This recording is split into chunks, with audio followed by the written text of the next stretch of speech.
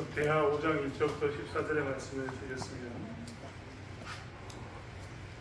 한 목소리로 역대하 5장 1절로 14절 말씀입니다.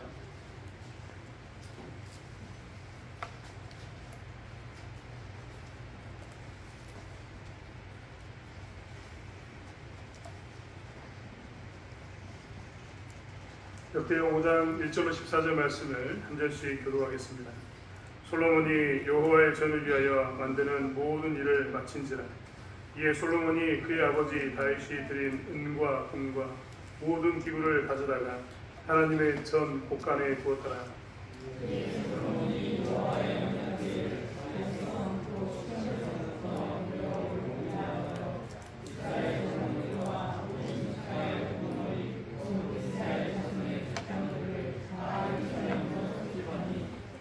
일곱째 달 저기에 이스라엘 모든 사람이 다 왕에게로 모이고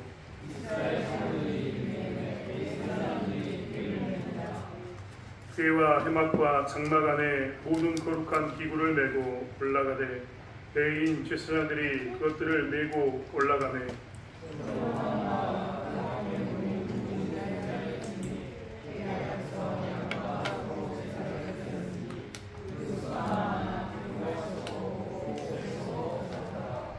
제사장들이 여호와의 언약궤를 그 초소로 메어 드렸으니 곧 본전 지성소 그룹들의 날개 아래라.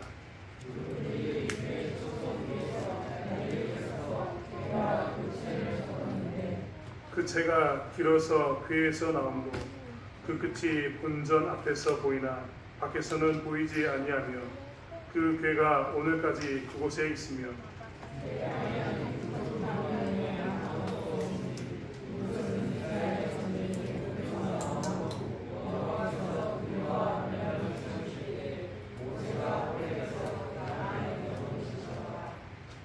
이때에는 제사장들이 그 반열대로 하지 아니하고 스스로 정결하게 하고 성소에 있다가 나오매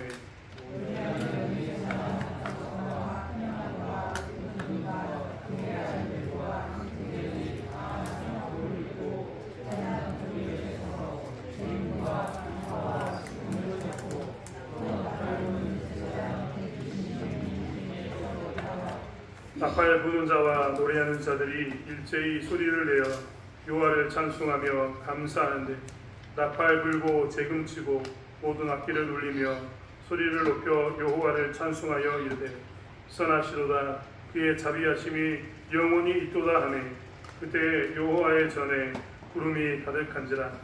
제사장들이 그 구름으로 말미암아 능히 서서 섬기지 못하였으니 이는 여호와의 영광이 하나님의 전에 가득함이었더라. 아멘.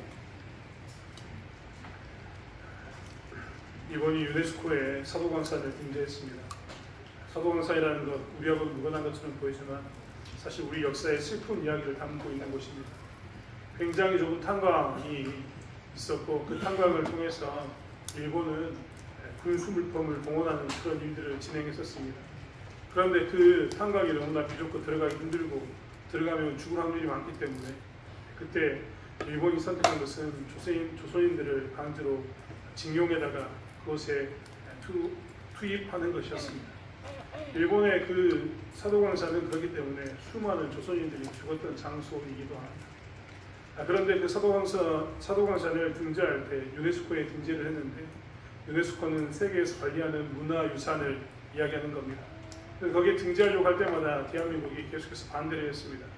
왜 반대를 했냐면 대한민국이 반대했던 이유 중에 하나는 일본이 진정 어린 사과를 하지 않았기 때문입니다. 그 전에도 여러 번 이런 일이 반복되었었는데 그때마다 허락을 받을 때는 우리가 사과하겠다. 우리가 이것들을 갖추어서 절대 이런 일이 발생하지 않도록 하겠다라고 이야기했는데 일본은 유네스코에 등재하는 순간 그것으로 끝 하고 난 다음에 입을 닫고 다른 일들을 했습니다.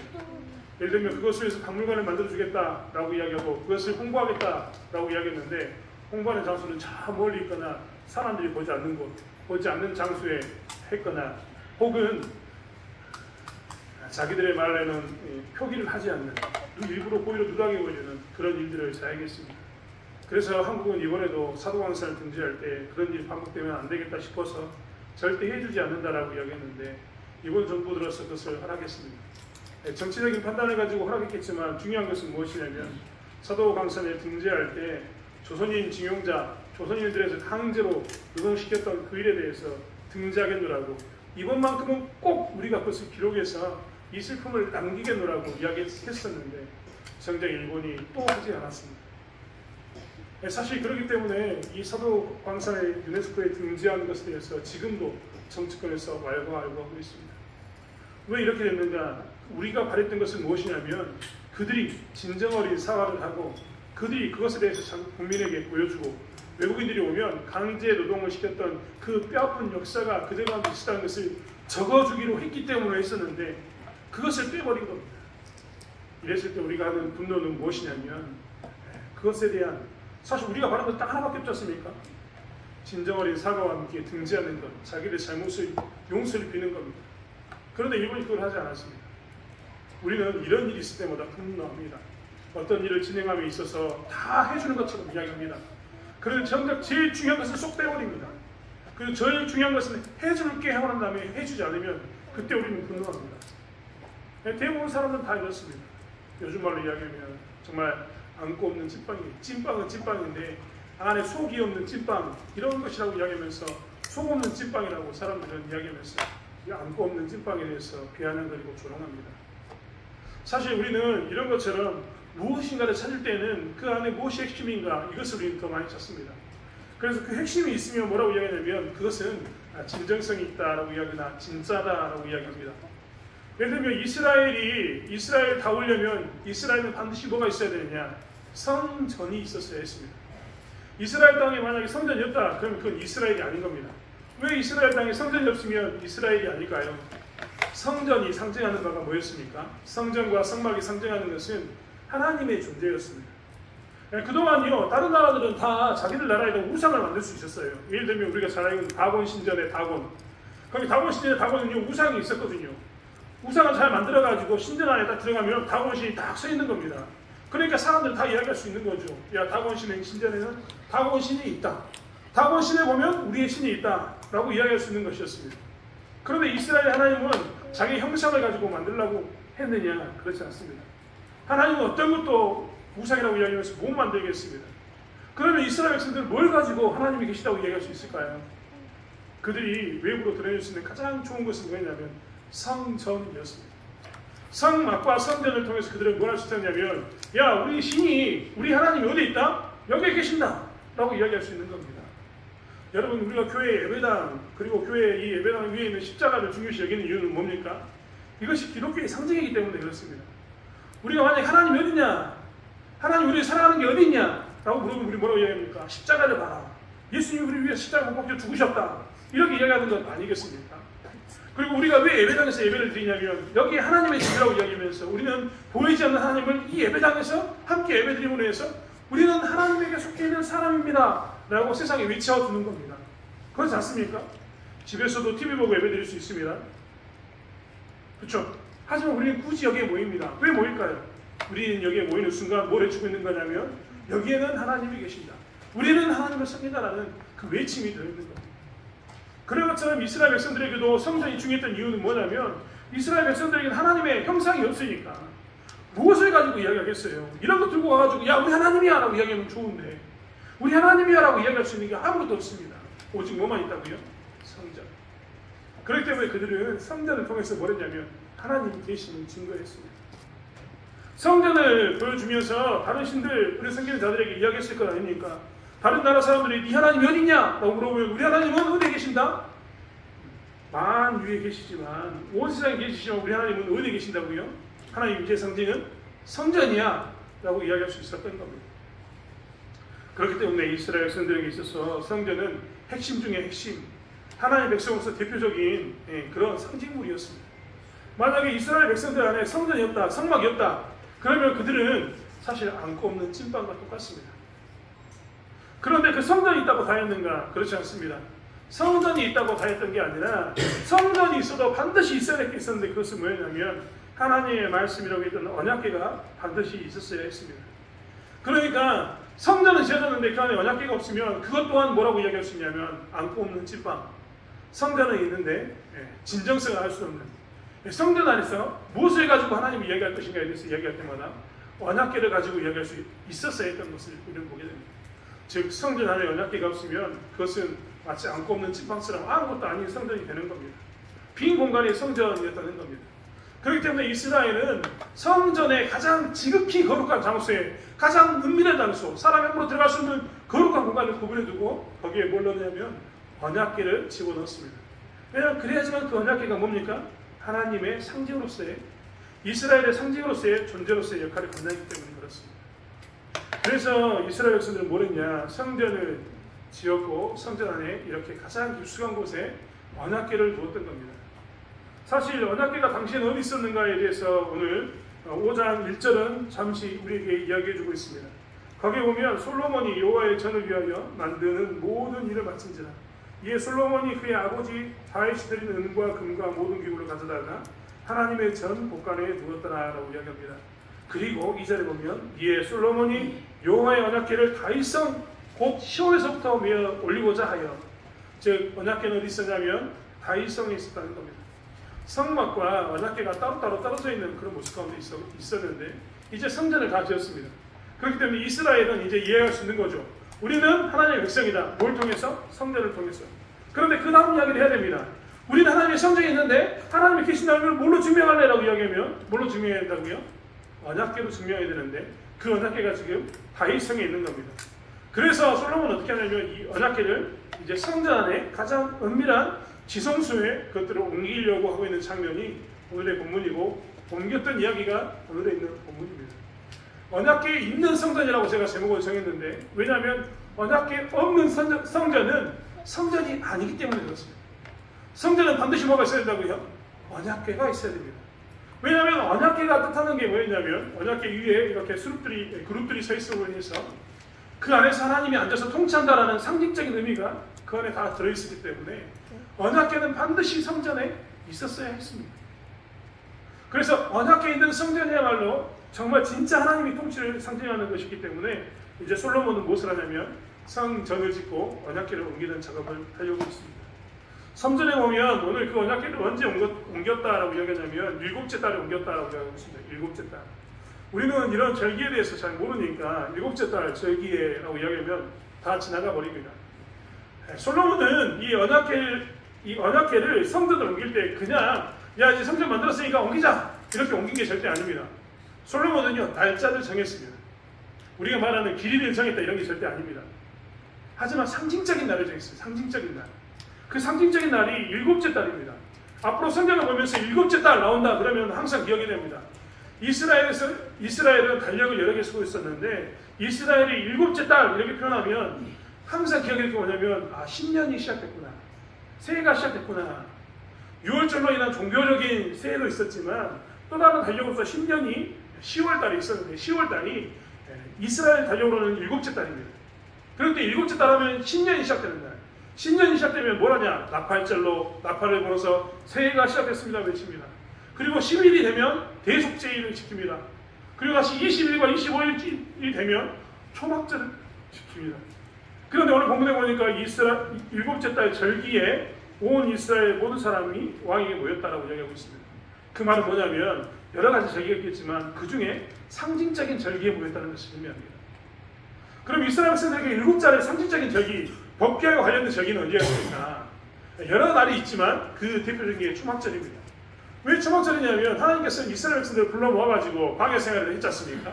그리고 이스라엘 1세대가 다 죽고 난 다음에 가나안 땅에 들어갈 제2세대에게 말씀을 전했는데 너희들이 가나안 땅에 들어가면 이렇게 살아라 하고 이야기를 했는데 그때가 언제냐면 초막절이었습니다. 그러니까 그 초막절에 너희들이 뭘 해야 된다고요? 하나님의 말씀을 가지고 가나안 땅에 들어가서는 그렇게 살아야 된다고 했던 상징적인 날이 이 초막절이었던 겁니다. 그래서 솔로몬은요 이 초막절을 일부러 날로 선택해서 지금 법궤를 옮기는 작업을 하고 있었습니다. 언약궤를 옮기는 작업을 하고 있었다는 겁니다. 왜 이 날로 했냐면 보십시오. 그전에는 광야에서의 장막에서 법궤가 돌아다녔다면 이제는 고정된 가나안 땅의 성전에서 하나님이 들어가는 자리로서 이제 더 이상 하나님께서 배회하는 게 아니라 움직이는 게 아니라 이스라엘의 성전에 들어가지고 땅에 고정되어 있다. 하나님께서 이제 여기에 임재한다. 하나님이 가나안 땅에 들어왔다는 것을 상징하기 위해서 뭘 했냐면 이렇게 초막절에 그가 법궤를 옮겼던 겁니다. 그냥 옮겼습니까? 그냥 옮기지 않았습니다. 오늘 성경에 보면 솔로몬은요 그냥 옮기지 않고 오늘 이스라엘 장로들과 모든 지파의 우두머리 곧 이스라엘 자손의 족장들을 다 예루살렘에 소집했다라고 이야기합니다. 뒤에 11절 이후에 보면 노래하는 레위 사람 아삽과 헤만과 여도둔과 그의 아들들과 형제들이 다 세마포를 입고 제단 동쪽에 서서 재금과 비포와 수금을 잡고 또 나팔 부는 제사장 120명이 함께 서 있다가 즉 뭐랬냐면 솔로몬은 이 법궤를 옮기는 모든 관련된 사람을 싹 소집했습니다. 왜 싹 소집했을까요? 그 아버지 다윗이 이미 한번 실패했기 때문에 그렇습니다. 우리는 너무나 잘 알고 있습니다. 다윗이 법궤를 옮길 때 어떻게 했다고요? 그가 수레에 옮겼습니다. 수레에 옮김으로 인해서 소가 뛰었을 때 우사가 그 수레에 있는 법궤를 딱 잡아가지고 어떻게 했습니까? 죽었습니다. 원래 법궤는 민수기의 말씀을 통해서 보면 뭐라고 나왔습니까? 하나님의 법궤는 그냥 옮기는 게 절대 아닙니다.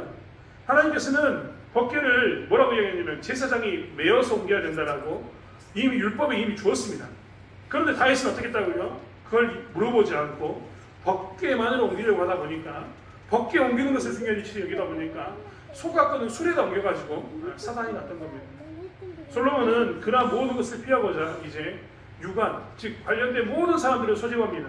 그리고 관련된 모든 사람들에게 각자의 역할을 맡겨서 그것을 묻고 어떻게 할 것인가에 대해서 이야기합니다. 그래서 보면 솔로몬은 이 법궤를 옮길 때 모든 사람과 함께 옮기는 것을 보게 됩니다. 6절의 말씀을 보십시오. 솔로몬 왕과 그 앞에 모인 모든 이스라엘 회중이 그의 앞에서 양과 소로 제사를 드렸으니 그 수가 많아 기록할 수도 없고 셀 수도 없다.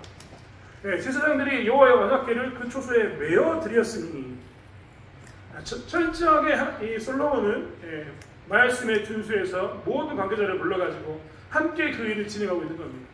그리고 나중에 제사장들도 나중에 어떻게 합니까? 노래하게 만듭니다. 모든 관계자들을 다 불러 모아가지고 어떻게 하냐면 이 법궤 옮기는 일 가운데 힘써서 법궤를 안치했습니다. 이 일들을 누가 했냐면 오늘 5장에 보면 솔로몬이 진행했다고 이야기하고 있습니다. 솔로몬이 이렇게 성대하게 일들을 진행했던 이유는 무엇이냐면 꼼꼼하게 일을 진행했던 이유는 무엇이냐면 만약에 이스라엘에게 성전이었으면 이스라엘이 아니고 성전 안에 법궤가 없으면 더 이상 그 성전은 의미가 없는 것처럼 솔로몬은 알고 있었습니다. 이스라엘이 이스라엘 되려면 이놈의 이스라엘이라는 나라가 이스라엘이 되려면 어떻게 하는 게 진짜 하나님의 나라인가 이것을 알고 있었다는 겁니다. 여러분 왕이 있다고 해서 우리가 보통 국가에 대해서 얘기할 때 백성과 주권과 영토를 이야기하거든요. 근데 솔로몬은 이런 관점을 보지 않습니다. 여러분 한번 따져보십시오. 지금의 국가의 개념으로 따져본다면 솔로몬은 이미 왕입니다. 국민도 있습니다. 영토도 있습니다. 왕으로서 자기가 권력을 가지고 주권도 가지고 있는 거죠. 왕의 원리지만. 그런데 솔로몬은 이런 개념으로 이스라엘을 절대 바라보고 있지 않습니다. 그는 어떤 개념으로 이스라엘을 바라보고 있냐면 이스라엘이라는 나라는 영토가 있고 주권이 있고 백성이 있다고 해서 나라가 아니라 이스라엘이라는 나라는 성전이 있어야 되고 성전 안에 법궤가 있어야지만 이스라엘은 이스라엘의 나라다. 하나님의 나라로서의 이 진짜 이스라엘 나라가 된다라고 그는 생각했던 겁니다. 그래서 그는 뭘 했냐면 이렇게 철저하게 어떤 나라가 진짜 하나님 나라인가? 가나안 땅에 이스라엘 백성들을 불러 모으시고 하나님께서 준비해 주시면서 지금 솔로몬 시까지 왔는데 긴 시간이 지났단 말입니다. 최소한 사사기가 400년이니까 400년 이상의 시간이 걸려서 드디어 하나님께서 원하는 나라가 됐습니다. 그 전에 하나님께서는 너희들이 밟는 땅은 다 너희들에게 줄 거야. 이스라엘 땅에 밟아라고 이야기하면서 땅을 밟아라라고 이야기했는데 여호수아 시대 때 그 땅을 다 못 밟습니다. 누가 드디어 그 땅을 밟기 시작하냐면 다윗이 그 땅을 밟기 시작했습니다. 즉 다른 말로 이야기하면 400년 이상이 걸려가지고 드디어 다윗이 땅을 밟아가지고 저 위에서부터 저 아래까지 하나님 원하는 영토의 많은 부분을 회복했습니다. 드디어 하나님의 말씀이 설 수 있는 성전이 지어지고 그 안에 뭐가 들었다고요? 언약궤가 들어온 시간이 됐습니다. 지금 솔로몬은 드디어 뭐라고 했냐면 더 이상 세상이 말하는 나라가 아니라 하나님이 원하는 나라, 하나님이 바랬던 나라, 하나님이 가나안 땅에 이런 나라가 세워지길 원한다. 이런 나라를 너희들이 세워서 이방인들에게 하나님 나라를 증거하기를 원한다. 하기를 원한다고 했던 그 나라를 드디어 솔로몬이 세우고 있는 겁니다.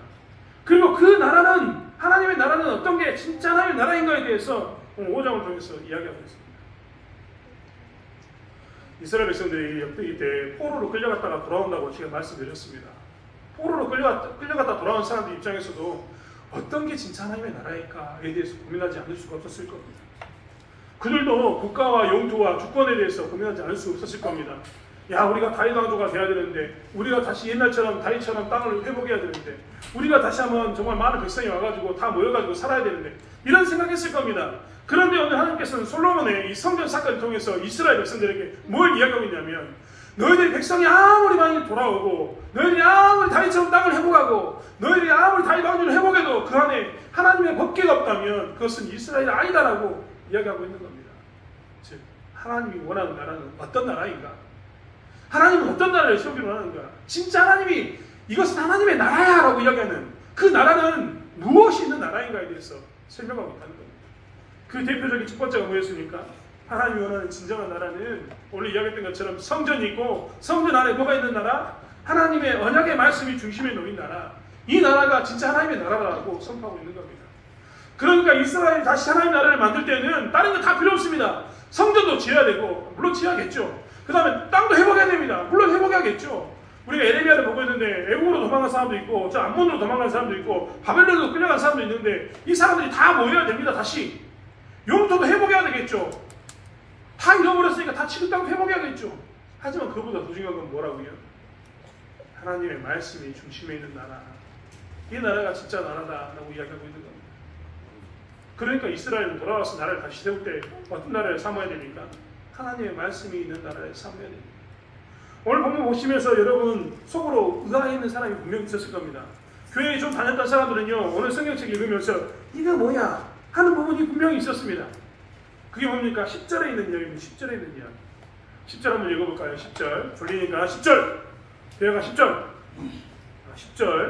10절 말씀 같이 한번 읽겠습니다. 시작.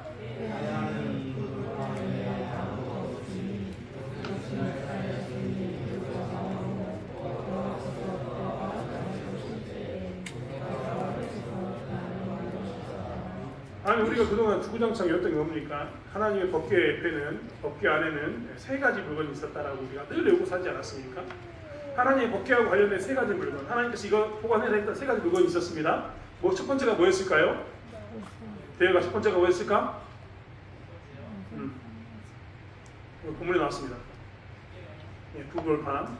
두 번째는 뭐였을까요? 이제 이거는 교회 다니는 집사님들 이야기해 주셔야 됩니다. 두 번째는 뭐였을까요? 아론의 쌍난 지팡이. 좋습니다. 집사님 이야기했으니까 사모님들한테 물어봐야 돼요. 사모님 권사님들 대답해 주셔야 돼요. 마지막 세 번째는 뭐였을까요? 만나였습니다. 만나. 우리가 법궤를 이야기할 때 우리는 기본적으로 이 세 가지를 항상 기억하고 있었거든요. 법궤 하면 우리가 항상 외웠지 않습니까? 아, 거기 돌판이 있었고, 아론의 쌍난 지팡이 있었고, 거기에 만나가 있었다. 이렇게 외웠습니다. 그런데 오늘 성경에 보니까 뭐밖에 없다고요? 두 돌판밖에 없습니다. 이러면 이제 우리가 의아해야 되지 않습니까? 아니, 우리가 그동안 배운 것이 있는데, 교회 다니면서 그동안 들은 것이 있는데, 아론의 쌍난 지팡이 어디 갔고, 만나는 어디 갔어? 이런 말 따져야 됩니다. 그런데 오늘 성경은 철저히 이야기하고 있습니다. 두 돌판 외에는 아무것도 없었다 라고 말입니다. 그럼 왜 두 돌판이 없었는가? 성경에 나오지 않았습니다. 하지만 유추해 볼 수 있는 게 있습니다. 이스라엘 백성들이 시간이 지나면서 어떻게 했냐면 점점점 시간이 지나면서 자꾸만 자기들의 신앙과 관련했던 물건들을 우상시했습니다. 그 대표적인 게 히스기야 시대 때 없애버렸던 노뱀 사건이거든요. 광야에서 뱀이 나와가지고 불뱀이 나와가지고 이스라엘 백성들을 물어 죽이니까 하나님께서 모세에게 시켜가지고 노뱀을 만들어가지고 딱 들게 했습니다. 그 노뱀을 바라본 사람은 살고 노뱀 안 본 사람은 죽고. 근데 그때 것을 언제까지 가지고 있었느냐? 히스기야 시대까지 가지고 있었거든요. 히스기야가 참다 못 참아가지고 그거 없애버렸습니다. 왜요? 사람들이 그것을 성물, 우상 숭배하듯이 그것을 모시고 있었거든요. 아론의 쌍난 지팡이나 만나를 하나님께서 없앴던 이유는 성경에 안 나왔다니까요. 하지만 유추해 볼 수 있는 것은 분명합니다. 이들에게는 법궤가 정말 중요하고 말씀이 정말 중요했는데 그들이 점점 뭘 쫓아간다고요? 이런 것들을 우상화하는 겁니다. 아론의 쌍난 지팡이든지 만나이든지 하나님의 은혜가 어떻게 임했는가 이런 것들을 기억해야 되는데 뭘 했다고요? 오, 아론의 쌍난 지팡이 효용이 있을 거야. 만지면 아들 날지도 몰라. 이런 모양으로 썼던 겁니다. 하나님은 그렇기 때문에 이스라엘 백성들에게 다 제거해버리고 지금 뭐밖에 안 보여주시냐면 궤 안에 있는 두 돌판밖에 없다라고 이야기합니다. 언약궤 옆에 있어야 될, 언약궤와 함께 있어야 될 아론의 쌍난 지팡이도 만나도 필요 없다. 너희들은 뭐가 필요하다? 언약의 말씀이 필요하다라고 이야기하고 있는 겁니다. 즉 이스라엘 백성이 이스라엘의 나라라고 칭하려면 성전도 있어야 되지만 성전 안에 반드시 뭐만 있어야 된다고요? 말씀이 있어야 되는 걸 분명히 이야기하고 있습니다. 하나님은 이스라엘의 가장 중심부에 하나님의 말씀이 있는 나라를 세우기 원하고 계셨던 겁니다. 우리가 새벽마다 보고 있지만 예레미야를 통해서 계속해서 보여주지만 그들이 뭐랍니까? 하나님의 말씀을 계속 저버립니다. 마지막 멸망할 때까지 하나님의 말씀을 저버리니까 하나님이 나중에 뭐라고 했는지 아십니까? 오늘 새벽에 했던 말씀, 너희들의 나라가 아니라 민족을 없애버리겠다. 그렇게까지 말씀에 순종하지 않으면 너희들의 나라가 아니라 민족을 없애버리겠다고 이야기합니다. 그런 그들에게 하나님은 언약의 말씀이 중심인 너희 나라가 진짜 하나님의 나라라고 외치고 있는 겁니다. 사랑하는 성도 여러분, 우리가 신자라고 이야기할 때 다른 사람들에게 신자라고 나 예수 믿는 사람이라고 이야기할 때 뭘로 우리가 증명합니까? 여러분 말로 증명합니까? 나 예수 믿는 사람이라고 사람들이 믿어주던가요? 진짜 예수 믿는 사람은요 행동으로 증거하는 겁니다. 어떤 행동이요?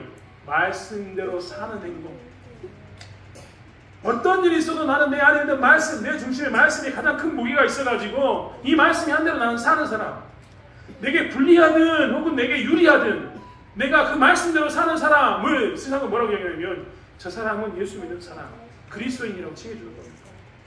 오늘 이스라엘 백성들에게 하나님께서는 동일하게 얘기하고 있습니다. 너희들이 무엇을 하든 간에 어떤 모양이 있든 간에 너희들이 말씀을 지키지 않고서는 영원히 하나님의 백성이 될 수 없다. 하나님의 백성으로서 너희들이 하나님 나라라는 이름을 들으려면 그 중심에 뭘 두라고요? 하나님의 말씀을 두라. 말씀대로 살아라고 이야기하고 있는 겁니다. 오늘날 살아가고 있는 우리들도 생각해야 됩니다. 우리 중고등부 친구들이 있는데요. 중고등부 친구들에게도 동일합니다. 말씀이 우리 가운데 있고 말씀이 중심이 되어서 세상 사람들이 여러분을 통해 하나님의 말씀대로 사는 것을 보았을 때 쟤는 우리하고 다른 삶을 살고 있는데 잘 보면 하나님 말씀대로 살고 있어 라는 말이 나오면 그때 나는 뭐냐면 그때 그리스도인인 겁니다. 그때 세상은 우리를 통해서 뭘 본다고요? 그리스도를 보게 됩니다. 하나님을 보게 되는 겁니다. 하나님께서는 그런 나라를 이야기하시면서 언약의 말씀이 중심에 놓인 나라를 이야기하고 있습니다. 그것만 이야기하고 있습니까? 말씀을 들으면서 우리는 어떻게 해야 합니까? 오늘 성경을 보십시오. 솔로몬이 했던 지혜를 보시면 그는 규례를 지키기 위해서 안간힘을 씁니다. 즉 하나님의 말씀이 있는 대로 행하기 위해서 그 절차를 지키기 위해서 안간힘을 쓰고 있다는 겁니다. 잘 보시면 다윗과 다르게 아까도 이야기했지만 솔로몬은 뭘 했다고요? 관계된 모든 사람들을 불러 모읍니다. 그리고 관계된 모든 사람들이 함께하는 시간을 갖습니다.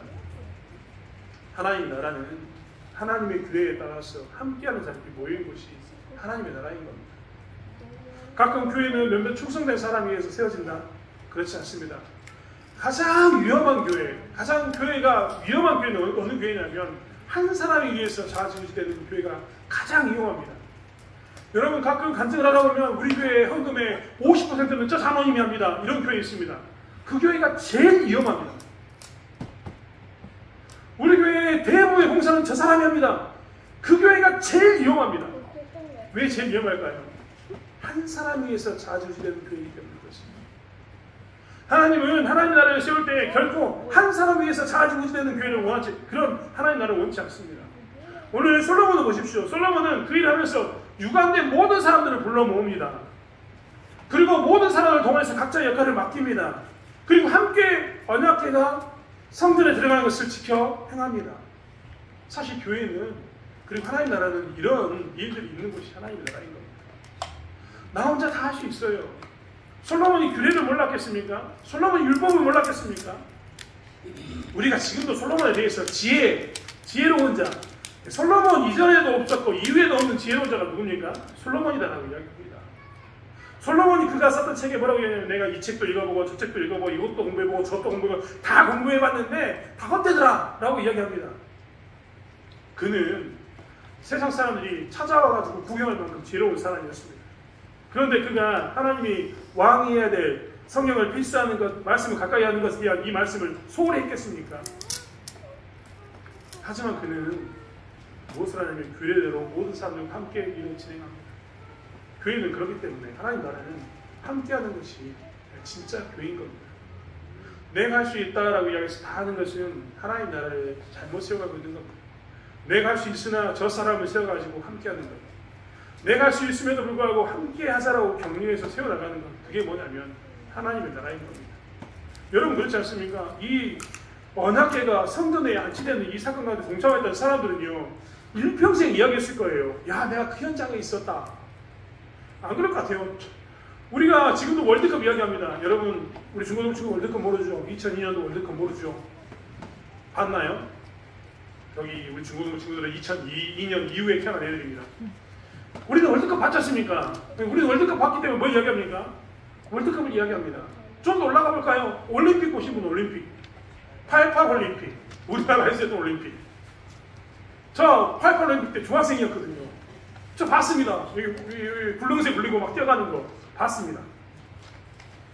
그 본 사람들은 88 올림픽 얘기하면 됩니다. 그런데 이 사람들은 어떻게 합니까? 88 올림픽 알아요? 몰라요? 알긴 알죠. 감동이 없잖아요.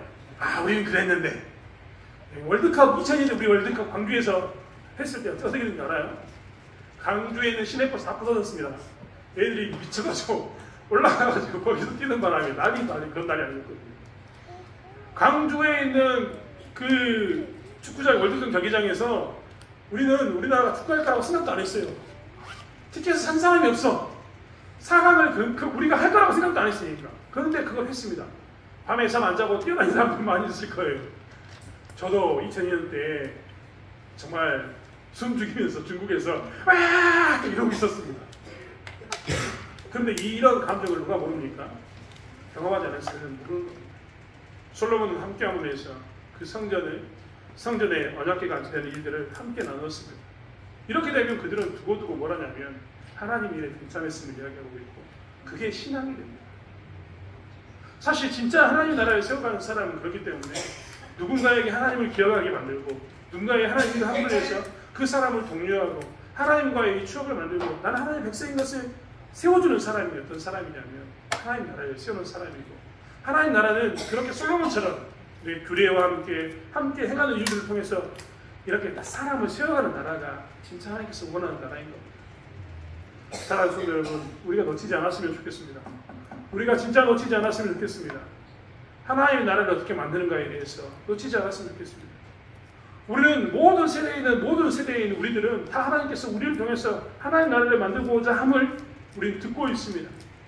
오늘 이 자리에 들으면서도 우리는 기억하고 있는 겁니다. 우리 중고등부 친구들은 어떻게 해야 됩니까?